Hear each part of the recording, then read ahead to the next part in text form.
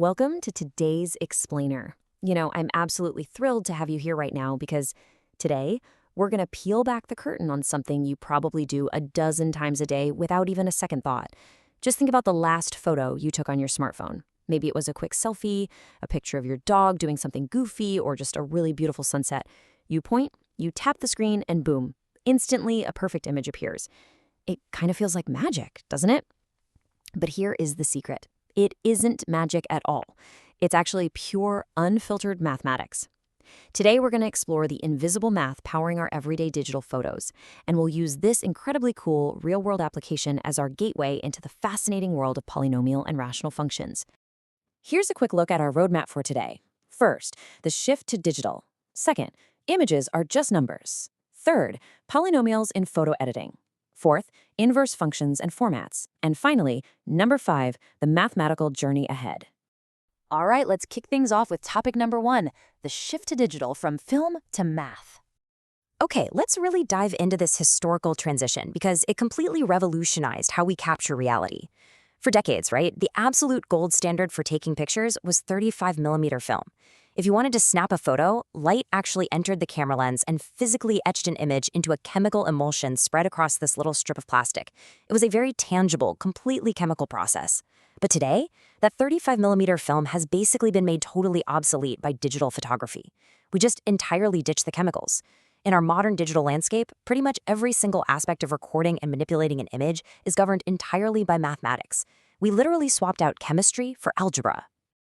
And that brings us seamlessly into our second topic, which is honestly the biggest conceptual leap we need to make today. Topic 2, images are just numbers, interpreting math. Let's break down the split-second mechanics of taking a digital photo into 3 logical steps. Step 1, light strikes an image sensor inside your camera. But unlike the old days we just talked about, there's absolutely no chemical reaction happening here. Instead, we jump right to step 2. The sensor measures the characteristics of that light, so its intensity, its exact color, and it converts all that physical data into a massive series of numbers. We're talking millions of tiny pixels, with each one assigned its own specific numerical value. Finally, in step 3, the software on your camera or your smartphone reads those numbers, interprets them, and displays them together as a seamless visual image. So you aren't actually looking at a physical reproduction of light anymore. You're looking at a highly visualized, incredibly dense spreadsheet of data. So here is the absolute crucial point I want you to take away from this. When we open an image file on our phones or our laptops, we are simply looking at interpreted math. I really want that idea to sink in for a second. All those vibrant colors, the deep, moody shadows, the super sharp details of your favorite memories, at their very foundation, they are just extremely long sequences of numerical values just waiting to be processed by mathematical equations. And here's the really exciting part.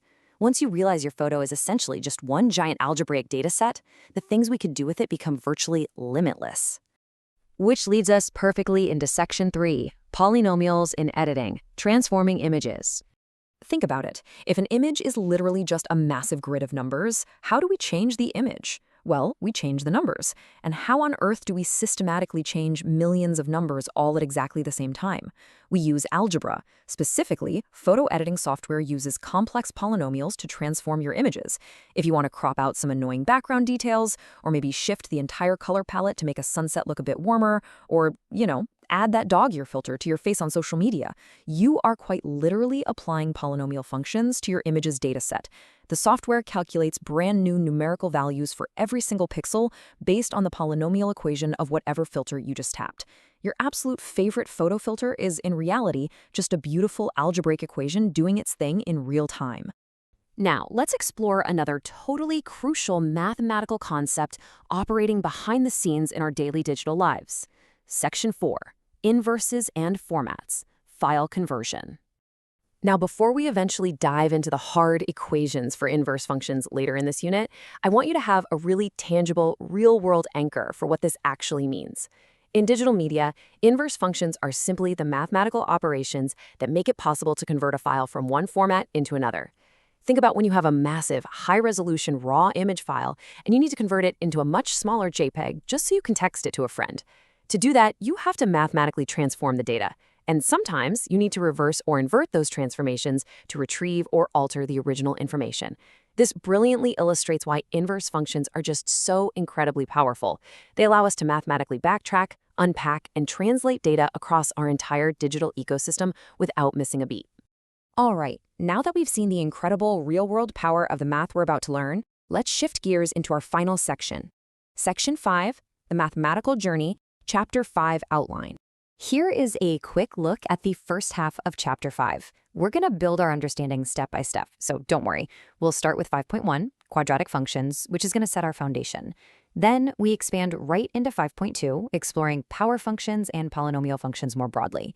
In 5.3, we'll actually learn how to visualize these exact equations by looking at the graphs of polynomial functions.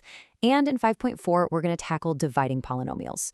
Now, I know that might sound like a lot of heavy math right now, but just remember, these are the exact building blocks that allow your software to manipulate those massive grids of image data. Moving right along, let's see how this all builds up in the second half of the chapter. We'll be finding the zeros of polynomial functions in 5.5. Then, we introduce rational functions in section 5.6.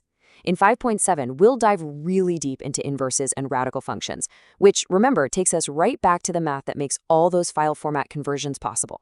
Finally, we're going to wrap up the whole chapter with 5.8, modeling using variation, where we learn exactly how to apply all of these concepts to represent changing, real-world scenarios.